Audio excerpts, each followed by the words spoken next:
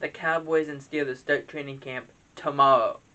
That's right, on July 20th, the Cowboys go to Oxnard and practice and train for the Hall of Fame game on August 5th. The Steelers will be doing the same, as they were supposed to play last year, but COVID happened, so they pushed it off until this year.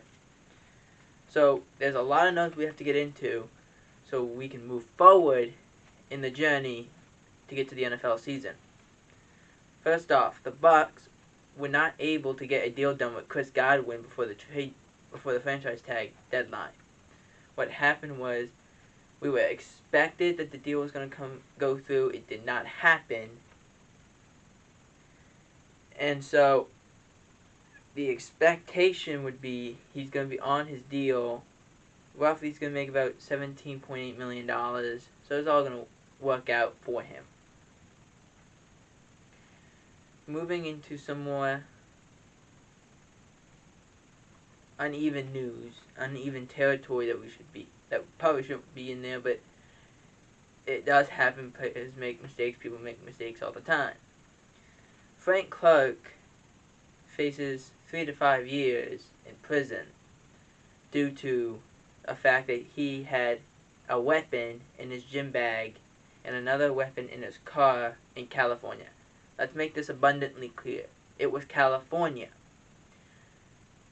Not saying that's an excuse, but California's gun laws are very, very different compared to anyone else's gun laws. He faces 3 to 5 years. Hopefully that doesn't happen.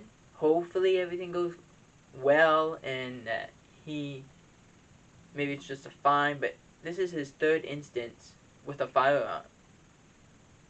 I mean, how much more do you need in terms of the NFL has to do something? And the expectation is that they will. But it's not when, it's if they do. Because the NFL has been a little all over the place on these certain issues. But moving on from trying to get back into football, according to the Jets, despite the Jets' efforts for what they were called relentless efforts on re-signing team MVP Marcus May, the team has not responded to his last proposal and was pulled. At this point, there was 48 hours, now there is no hours. You'll have to put on the franchise tag. The problem with the Jets situation is it's very eerily close to that Cowboys situation with Dak Prescott, where they would lowball him and then say, oh, we're not going to pay you until next year. And the same thing happened with the Jets. They did the same thing. It doesn't work that way. You're making him more expensive, and teams will want his services, because why would he go back? There's no reason to go back. As they gave him an offer that was 20% below what he was going to make on the tag. So it makes no sense to even take that deal. Richard Sherman has been in the news a lot over the past week and was arrested and was charged with what was officially, the charge was burglary, domestic violence.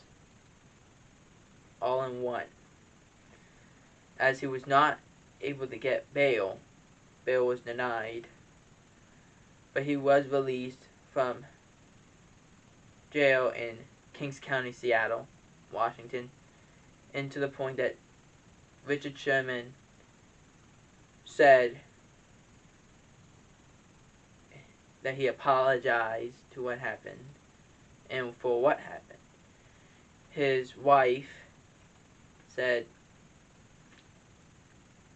she supports Richard Sherman the whole way and will help him get the help he needs, and hopefully that's all we can do at this point, is just help him get the help he needs and move from there. At that point, that's the situation it's going through right now. They are disturbing. The videos are disturbing. They're very disturbing. And there's concern. And to what Richard Sherman's wife has said, that it's completely out of character for Richard. But that we just hope he gets the help he needs, and maybe eventually we can move past this.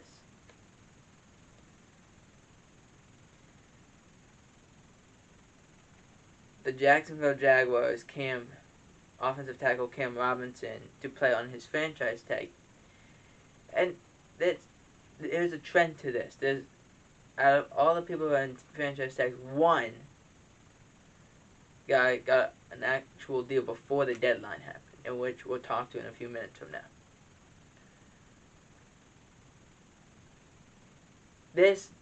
Him not getting a deal helps him the whole way to go into free agency, because he'll get significantly more money per average year, as well as more guarantees compared to a franchise tag as he moves into free agency, hopefully in the next year.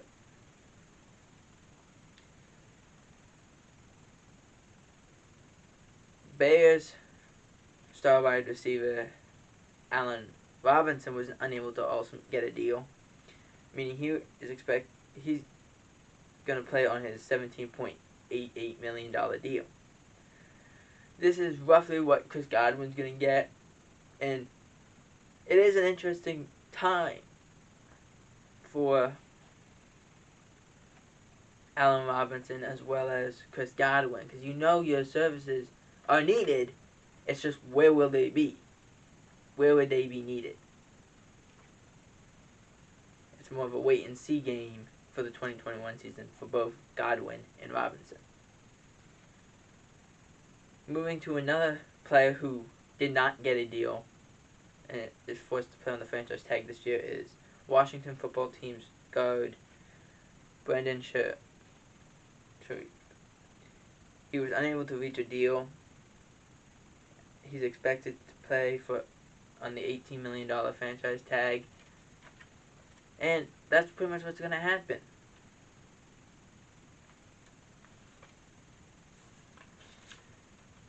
Saints defense, moving on from that part,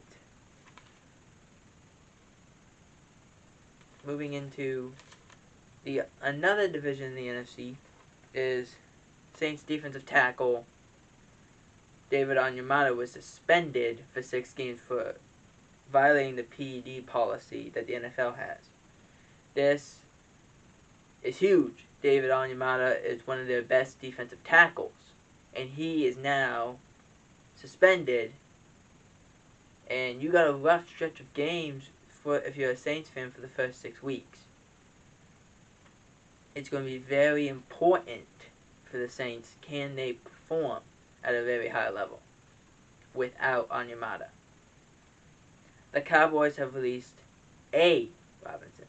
It's not fan favorite Reggie Robinson, second-year player out of Tulsa. It is Rashard Robinson, in which Rashard Robinson has fired back and said to the Cowboys on his Instagram, "I'm going to make you regret this." Well, the best way I can describe this is, he played 4 games for the Cowboys, but the Cowboys aren't going to lose sleep over this. I mean, hopefully he does prove the Cowboys wrong. But the question is, can he perform at a high level and be a starter in this league without injuries and just be the full-go starter moving into another season? I don't know. I just don't know. But we hope whatever happens in the rest of his career, he will play extremely well. It's just, it won't be in the Dallas Cowboy uniform. The Jacksonville Jaguars and Urban Meyer, their head coach, was subpoenaed by a U.S. District Court for information on the hiring and resignation of ex-Iowa University coach, strength and conditioning coach, Chris Doyle. The problem that and I would assume the information is based off on why did Urban Meyer hire him in the first place? Why did he resign in like a week or 2 weeks? Why did he resign right away?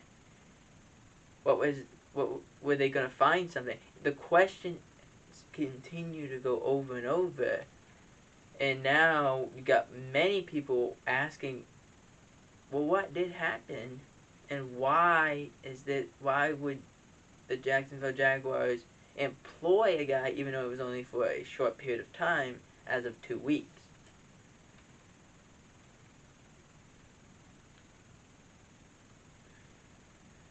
As Chris Doyle had resigned in February, and he was signed, I believe, the last week of January. A quote from Ian Rappaport on a tweet that he posted: Tom Brady's injury that he suffered through the 2020 season showcases why he's the GOAT. Let's explain what happened. Tom Brady played through a torn MCL. That is the ligament that helps cover your knee from any damage. When you run, that's the ligament that keeps the knee in place so nothing else happens. Your MCL and ACL are very important compared to your meniscus, which is not as important.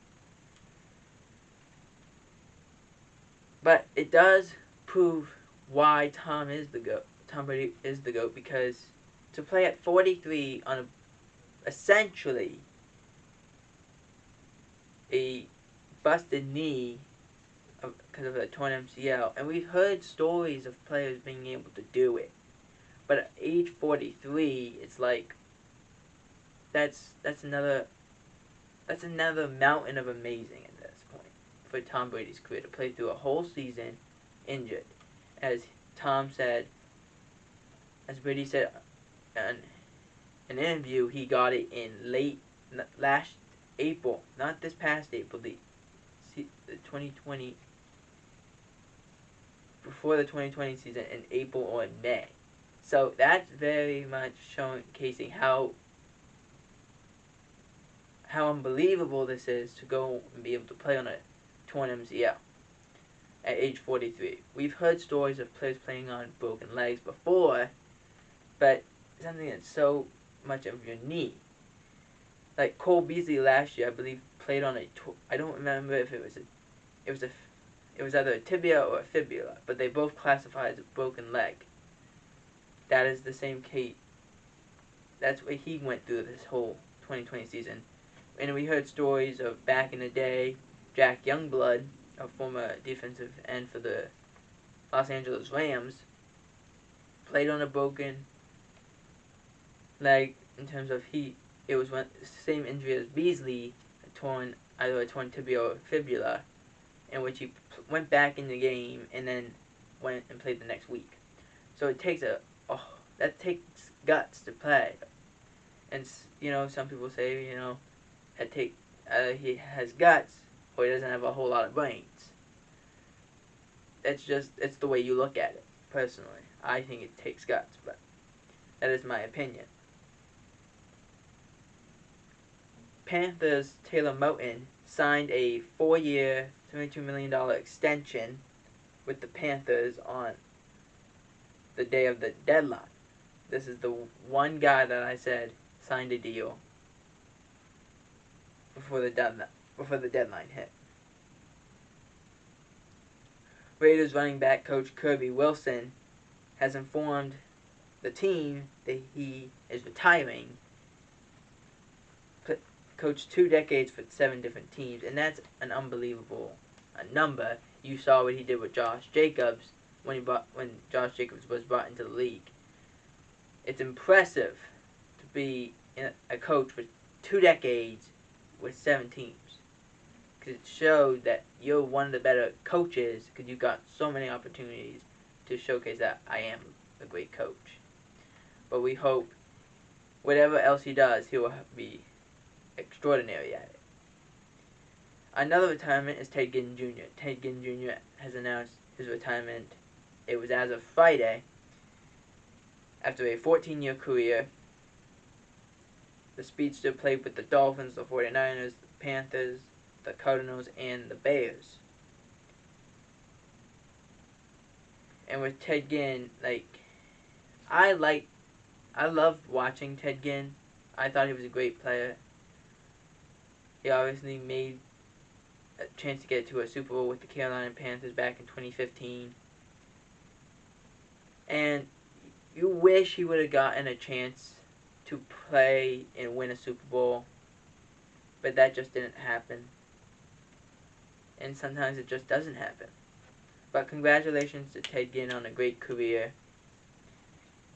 He and Josh Cribbs are the only 2 players in history to either have 2 punt return touchdowns in the same game, 2 kickoff return touchdowns in the same game, or a kickoff and a punt return touchdown in the same game. That's unbelievable. That's undoubtedly extraordinary. That showcases that Ted Ginn was that guy for many years. And even though he turned 36, I wish he would play more because I loved watching him play. Because there's only so many people that have that amount of ability to go and say, I can be on kick return as well as punt return, also play all the snaps on offense. Just because I can. But congratulations to Ted Ginn on a great career, and we hope in whatever else he does it the way he did it in football, fast. Pats and the New England Patriots and Stephon Gilmore have not had any progress in getting a new deal done. And I guess I've said this since we heard this news, that Gilmore had the partially torn quad, and yet he was a defensive player of the year a few years ago. The question is he that same guy? Who knows? Maybe he is, maybe he isn't. But that is a good question that will soon have to be answered if he wants a new deal with the New England Patriots.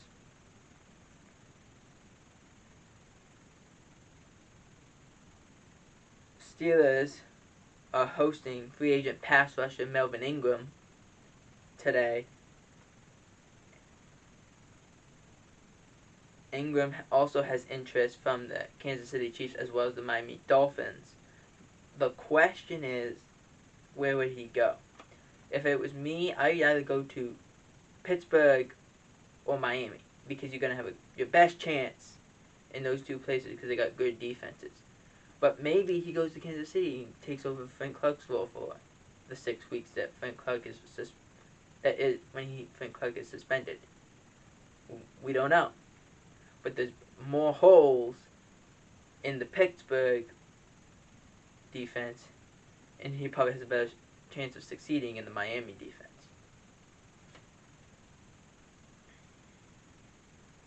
We'll just have to wait and see what happens.